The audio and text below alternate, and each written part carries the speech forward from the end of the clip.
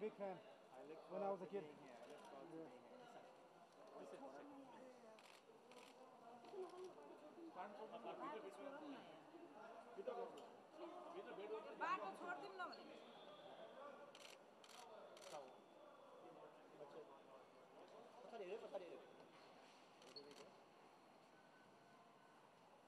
You have small face meat, then we'll go 10 minutes.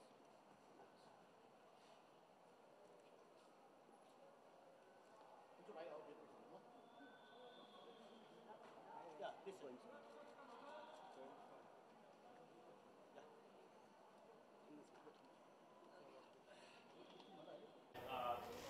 Sorry, I'll have to ask. First of all, let me just start my questions. No need to listen at all, Brian. I've got them. So, first of all, thank you for coming down. We appreciate it. For many, many years. Obviously, during my playing days, Nepal was not around to be one of the competitors against myself. So it had to be a trip such as this. When the opportunity did arrive, I felt that, why not? I can come out to this part of the world, see it for the first time. Of course, you're associated with the ICC and budding young cricketers here that I would love to meet at some point in time. So for me, it's a great trip because I can tick the box in terms of being able to come to Nepal and see the place, see the people, the hospitality, and to bring along my daughter Tyler as well to have the experiences something special. Well, how you look at it, I think you're going to look at it in terms of the size of the country, the ability of the players, and exactly where you are as a cricket playing nation. You're still very young as a cricket playing nation, so to have international superstars come to your country to play in your NPL is something very special, and I suppose it's the start of something that's going to grow. Of course, T20 is a wonderful version of the game. You're getting a lot of new sponsors, a lot of new spectators. It's a very exciting version of the game. So for me, it's growing the sport in Nepal, growing the league, and seeing more recognized cricketers coming to your shows and making sure and participating. 20 years ago now, so hopefully, during my lifetime, I want to see it broken. And I believe with the advent of T20 cricket and how aggressive and attacking young players are, I think that you're going to see someone passing that score at some point in time. And that was a very special moment in my life. Regaining the world record after losing it some 6 months before that. So, but records are made to be broken. And I've said it in the past, I would have loved to play with a more successful West Indies team. I would give my records just to play on a team that was, winning a lot more than I played. You know what, as a little kid, I grew up in a family of 11. I had 10 siblings, a very big family, and 6 bigger brothers. And it was always a dream of the family to have someone go on to play international cricket. I was the last boy, so I suppose I was the last effort in trying to get that sort of position in the family.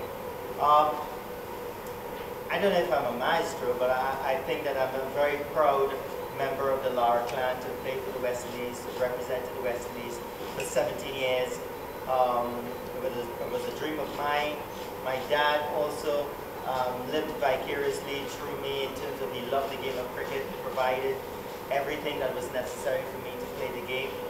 Even though we came from a very big family in a sort of middle-income, 3-bedroom house, all of us enjoyed ourselves living there. But yeah, it's just to fulfill that dream to play for the West Indies, to play alongside the great Sir Vivian Richards, Gordon Greenidge, Desmond Haynes, the late Malcolm Marshall. That was just an awesome time in my life. Trust me when I say this, and I say on behalf of everybody, you are a nice man. There's no denying of that fact. You personally did not get to play too many T20 leagues around the world. So do you miss playing T20 cricket with your talent and player that you had?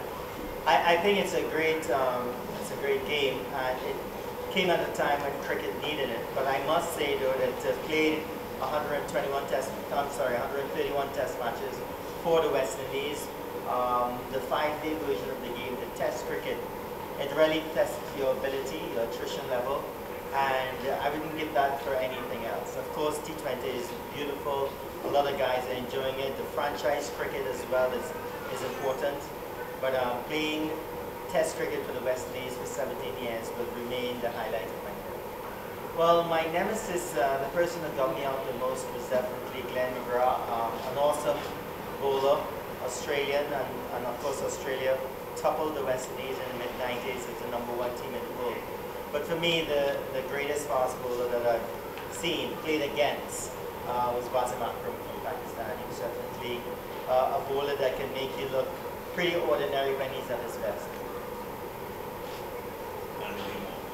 In today's cricket, who are your best batter and a bowler? Your pick. Well, you know, I'm not sure. Okay, if you're thinking the best batter, I think obviously the record of Joe Root at present. That's just going on record. But if you want to know the batter that I like the most, it would definitely be Jaswal.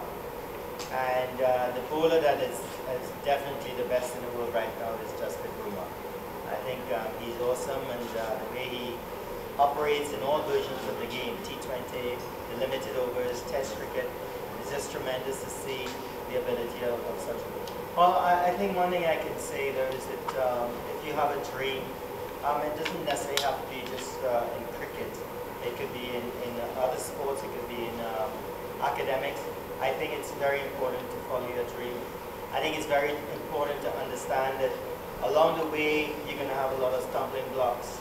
You're going to face hurdles, you may even face failures, but that's what brings out the best in you. And any young cricketer want to make it, you would have to understand that how to deal with failures. I think for me, that sort of made me a lot stronger. So I would urge any young sports person, male or female, to stick with it, work hard, and I can tell you one thing, success loves somebody that works hard. And discipline and dedication is very important. Thank you so much.